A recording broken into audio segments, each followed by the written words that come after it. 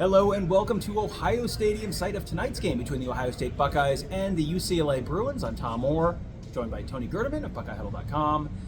Tony, I'm guessing that the headline has a lot of people panicking. Normally we'll start talking about the weather or something. Right, I think we probably need to get right into the availability report for tonight. I'll just read it in case you haven't seen it. Sorry, I had to pull it up here. Questionable, C.J. Donaldson. Running back, obviously that impacts things in the running game a little bit. Jeremiah Smith, wide receiver, players out. Jarquez Carter, Logan George, Malik Hartford, Des Jones, Mason Maggs, Eric Mensah, Josh Padilla, Max Roy, Carnell Tate, Ahmed Tunkara. Now, I don't want to have people freaking out too much, so I think it is probably safe to say the biggest names on this list are probably there mostly for precautionary reasons.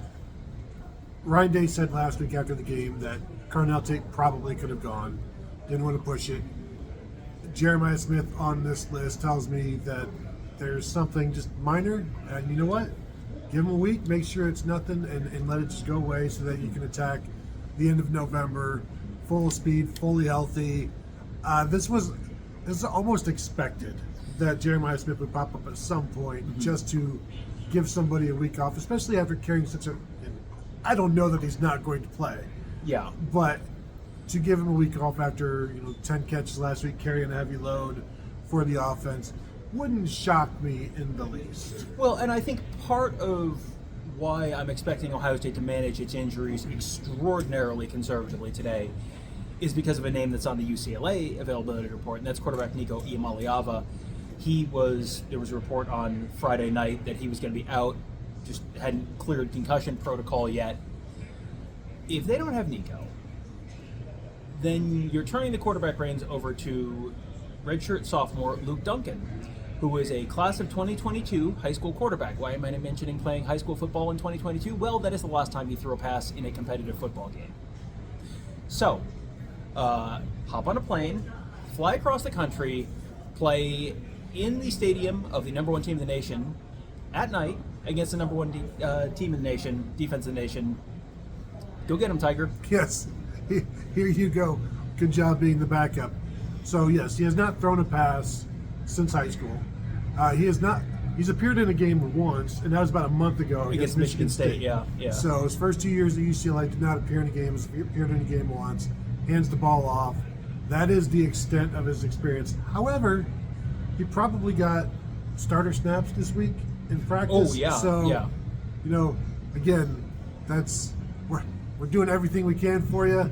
It's just a complete cram session basically on the Ohio State defense and what finding the plays that Luke Duncan likes. Like, Luke, what do you like? Well, I don't have a huge list of things that I'm comfortable with, and I have not run any of these against Ohio State. Ask me on Sunday, and I might have a better answer for you. And none of the answers are going to be good. Yeah, it's Homer on the phone. I don't like that or that. I'm going to hang up now. That feels like how you're probably feeling getting on that airplane coming out here.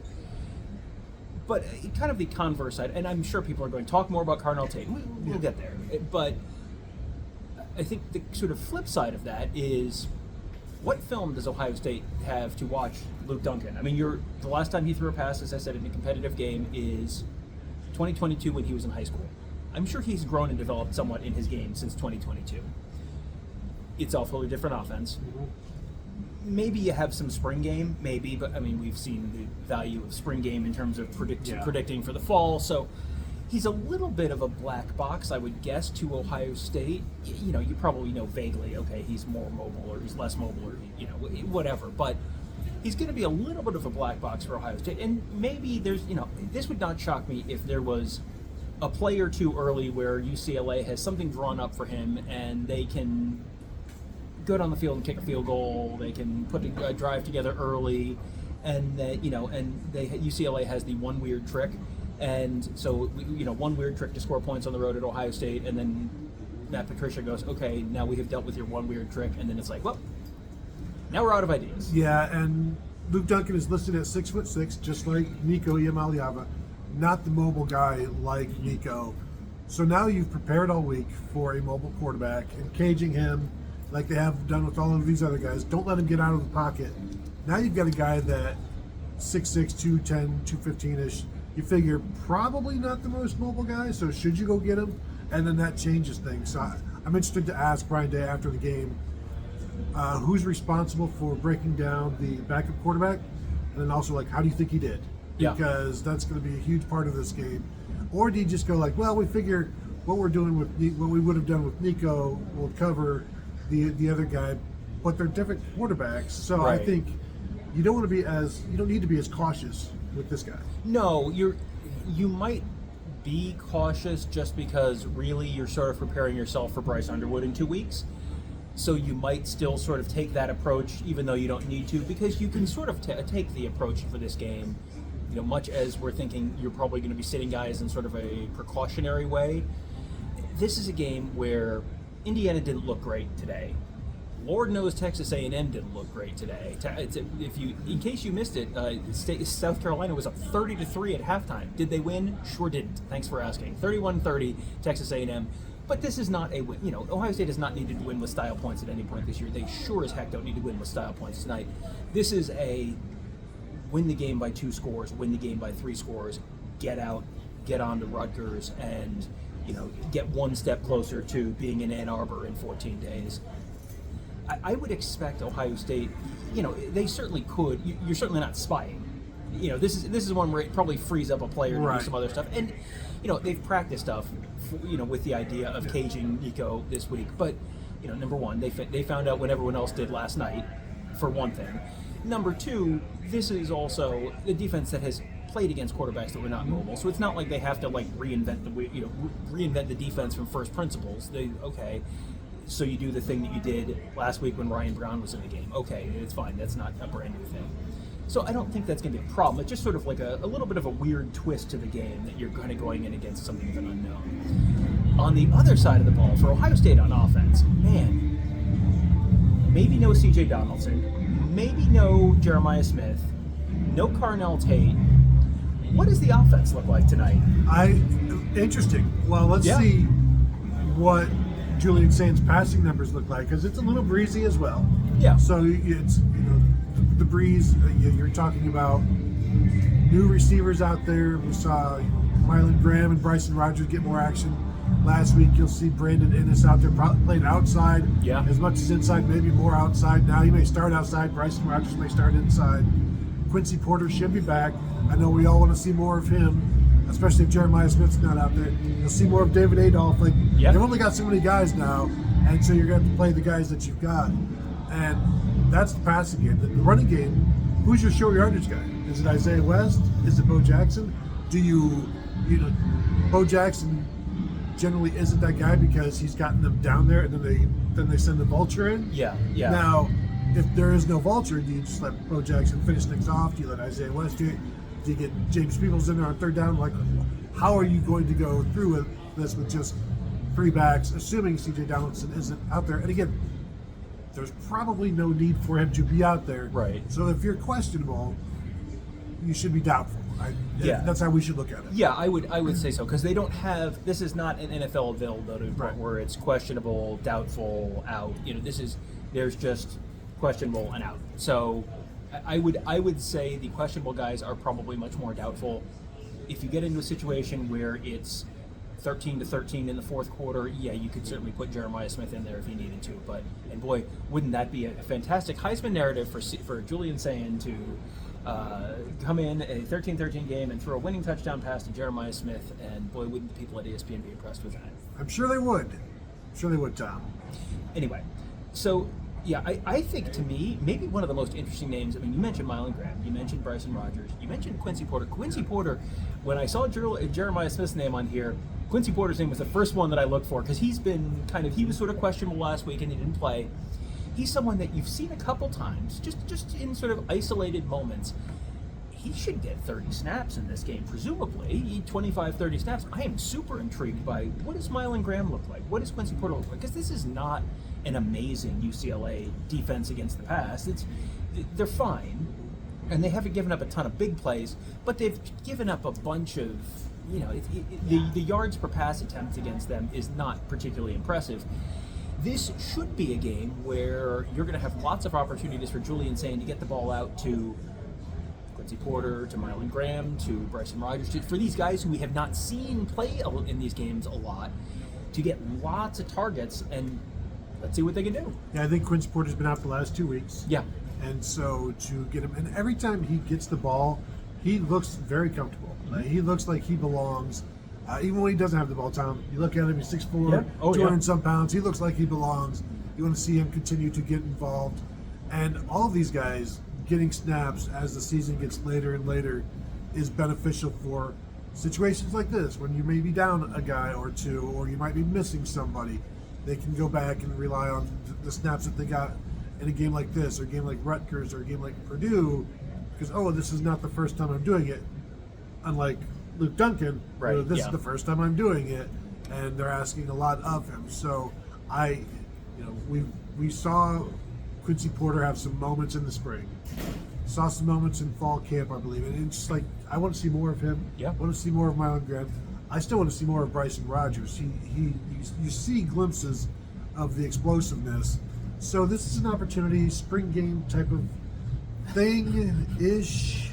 Prime time, nationally televised spring game, sure. Fall classic. Yeah, it kind of feels a little like a non-conference game where you're going in knowing, okay, this team is, I mean, we'll see what the line does once the news officially hits it. They were up to 34 points or something when the Nico news came out, so maybe it's back down to 31 or whatever it is, but this is a game where they should be fine. Up front is kind of intriguing to me because Ryan Day was sort of left the door open to, if Josh Padilla is back, you're going to probably see him get more snaps. Well, Josh Padilla is not back. So Philip Daniels is not on this list. Do we see, instead of swapping Josh Padilla in at right guard, do we see Ian Moore at right tackle and you kick Philip Daniels over to right guard to just sort of see what you got? I'm wondering the same. Do you see Ian Moore at right guard? Yeah. What do we see there? Is it because when Josh Padilla wasn't there, it was Ethan Onianwa again rotating in, and Gabe Van Sickle rotating in. So you're still looking for something. Based on what we saw out of Ian Moore last week, I'd like to see more of him. Yeah. I think he can play, and we know Philip Daniels can play. You got these two guys, but one of them can't play because they can't play guard. How much? I'd be interested to know how much have they looked at that this week. If that's not even an option they're exploring, I think it should be, as you're looking for your 5 best. Right. Yeah.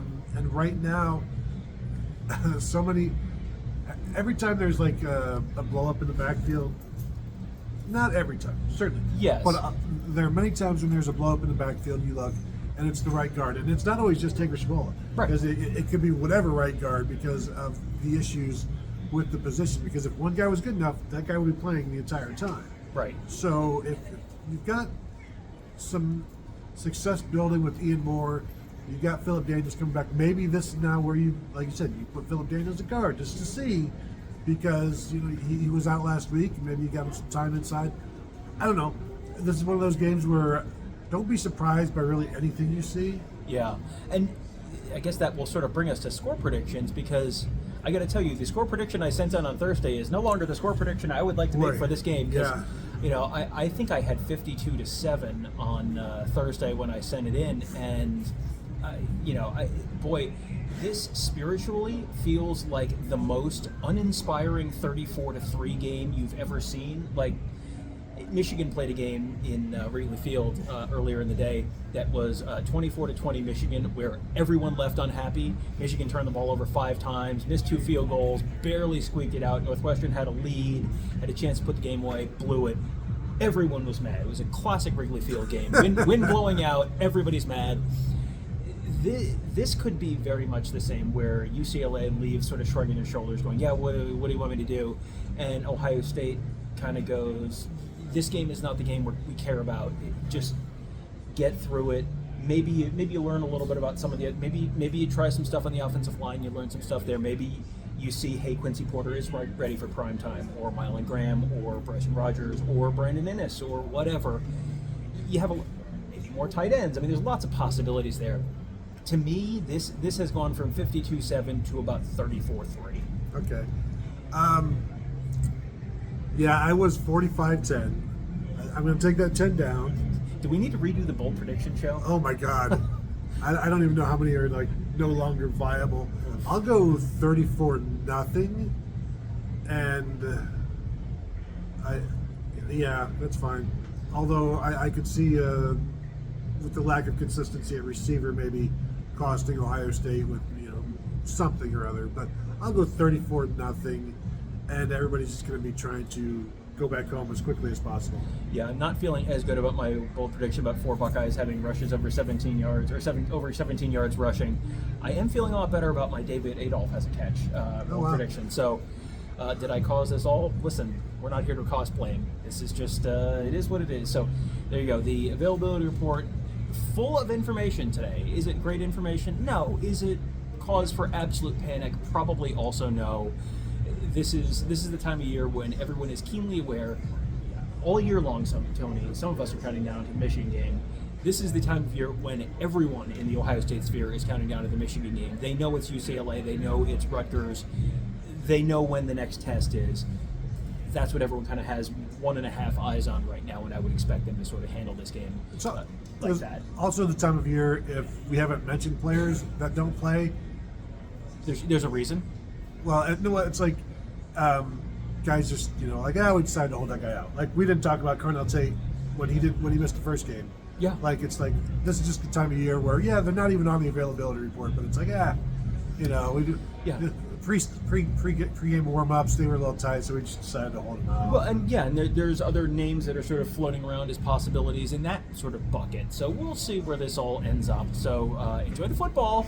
It is a lovely day in Columbus. It is about 60 degrees, which for November 15th or whatever this is, I'll take it. It is, like you said, a little windy, chance of rain around 7 or so, but doesn't seem like anything that should materially impact the game too much. So there you go, your update on the Ohio State UCLA game. Make sure you join us after the game for a full recap, live post-game show at youtube.com/Buckeye Huddle. Go ahead and hit the thumbs up for us. Leave a comment, hit the bell, all that good stuff. We'll talk to you after the game.